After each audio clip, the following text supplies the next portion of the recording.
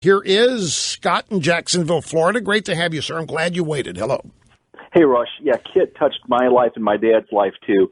But the question I want to ask you, earlier in the week, the beautiful Savannah Guthrie had interviewed Rand Paul. Yeah. And there's a whole bunch of pushback.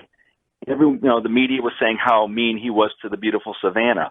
My question is, will the media be as hard on Hillary and ask those tough questions like they asked Rand earlier this week? No. Great point. That's exactly what this private lunch Hillary had with these reporters was all about. She was laying out the ground rules.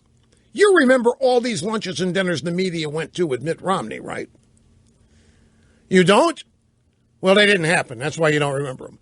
And Mrs. Clinton summons the people she thinks are going to be important in shaping coverage. She summons them to lunch or dinner, whatever it was. And I'm sure what happened was she spelled out for them the do's and the don'ts and what they're going to have to do and not do if they want to remain in good favor, if they want to remain on the leak list, if they want to remain in the inside. I have no doubt this could be just the exact. In fact, Rand Paul is still getting creamed. Predictably so. Rand Paul is still getting beat up over the way he mistreats. He's got a problem with women journalists now. And do we really want to elect somebody who has a problem with women journalists? And I'm telling folks, all this is an attempt to shift from the race wars to shield Obama to now the gender wars to shield Hillary. That's it in a nutshell, what is happening. Mrs. Clinton and her incompetence. And let's be honest, she's not competent. One of the things that has always, and I mean this as honestly as I can say it, I have never been one of these dazzled, impressed, or afraid of Hillary Clinton. Now, afraid, I wouldn't like it if she got elected. That would alarm me, but I don't mean it in that way. I run into people on our side who's scared to death of this woman. I've never understood it. Adults that are 65 and 70 years old, Republican consultants, they're scared to death of this woman. I don't understand it. I don't even understand what has she done that makes her so fearsome. What has she done that qualifies her? Everything she's done to me has been a giant botch. Just as I knew enough about Obama 2 weeks before he's inaugurated to openly say, I hope he fails, because I knew what he was going to do. I knew what his policies were. I didn't want any of this that's happened to happen. That's what I meant by hope he fails. Well, with Mrs. Clinton, I know that she's not good. She's not accomplished. She doesn't succeed at things. She botched Hillary Care when it was there on a platter for her. She botched every project the Clinton administration gave her. She botched Benghazi, Secretary of State. Do you know what the resume on that is? You know what the selling point was? She traveled. She was the most traveled secretary. So what? What does that mean? What if she, the reset with the Russians? What, could somebody point to me the successes? And this is not based on gender, isn't based on anything other than merit. I just don't get the merit.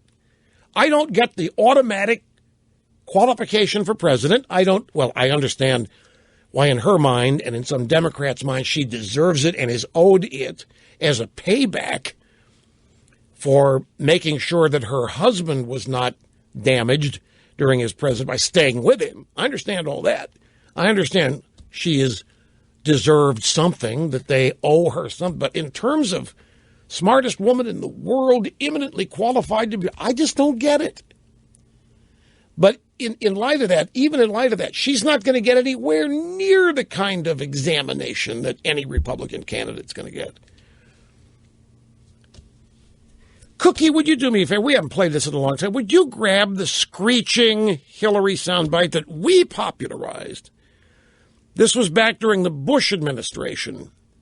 And the Democrats were out dissenting on the Iraq war. All of those who'd voted for it were out trying to pretend they hadn't voted for it, and Bush had lied to them, and she's out screaming. And some people had raised the question of patriotism and criticizing the commander-in-chief while at war, and she's somewhere and just started screaming, cackling about how dissent is patriotism and how she's not going to sit there and let other people tell her what she can't say and so forth.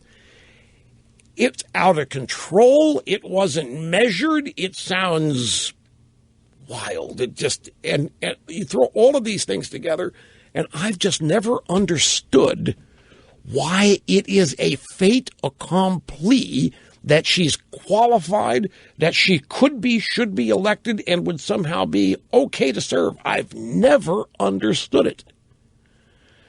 Now, I know it's inside the Beltway, it's the establishment this, the establishment that, but she's not going to get anywhere near the examination by the media that any Republican is going to get. In fact, they're going to have to cover up for her.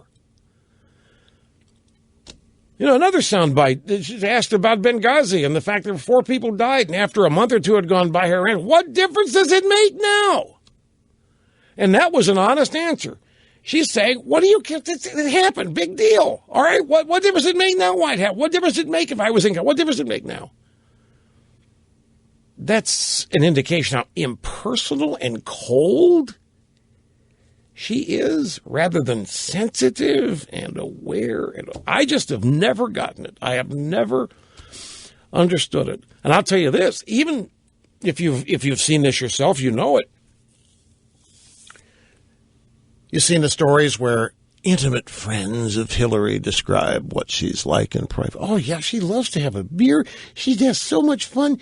She loves throwing darts on the wall. And they paint this picture of an utterly harmless, fun, loving, actually hip kind of babe. And the reason they do is because the public image is Nurse Ratched. Cold is exact. Cold. Why do you think we came up with the whole mental picture of Hillary Clinton's testicle lockbox?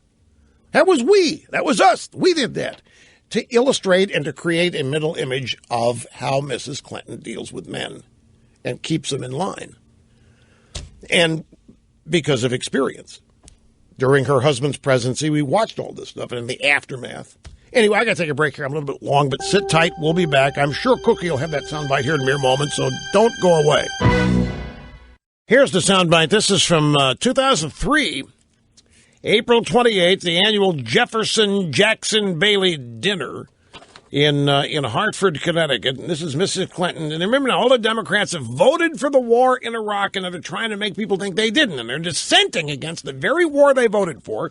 And Hillary is tired of being called a hypocrite. I am sick and tired of people who say that if you debate and you disagree with this administration, somehow you're not patriotic. And we should stand up and say, we are Americans and we have a right to debate and disagree with any administration. Now, I'm telling you, that's the real woman. That's the real Mrs. Clinton. And she sounds that way without ever having even been divorced. Can you imagine? Well, it could have been premenopausal, I'm told, by another woman. That's not me. I don't know anything about those things. Could have been premenopausal. I don't care. I'm not one of the excuses made here. I mean, that's... We hear Rand Paul is not president. He loses his temper. He doesn't like female journal. What the hell was that? That was passion, Mr. Limbaugh. That was passion. She's talking about patriotism, something you wouldn't know anything about. Oh, right. So... rigged game it is.